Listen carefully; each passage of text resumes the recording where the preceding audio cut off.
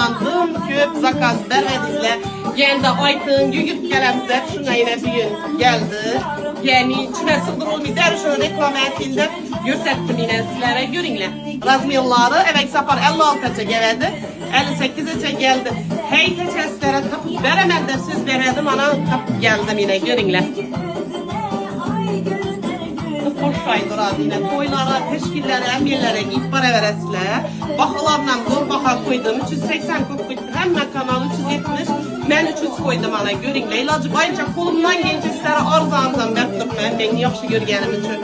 Yine maktub çekmen, etler şayda maktub hanımlı köplerin çümündür. Sıra tesleyene sizlere bir başkaça kalın atlasın görünüp durdu. Kızları vermeyeyim mi bu yazıp durdu. Vatrik ortak kolay yok. Etlas diyelim bize de bütün Respublika'da neçe vilayet bulsa hemmesinden oturttu kanalımda görüp şuna ben şahi desem bizleri şiireye düşünmeydiler. Şunun için şahiga pülüsen koşup atlas sepem aytıp durtman. Şahi atlas'ta şu vilayettekilerin düşünsün de aytıp durtman. Şunun için size atlas diyene başkaca atlas güzelliğine gelmesin. Bulanın materialı harir. Vapşı yengil elinde bay hukuku görünmeydi.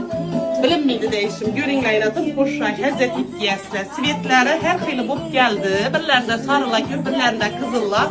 Her hili geldi üzeri tellep alıveresine. Razmiyarlarımız 48'den 58'e razmiyara razmiyar düşerdi.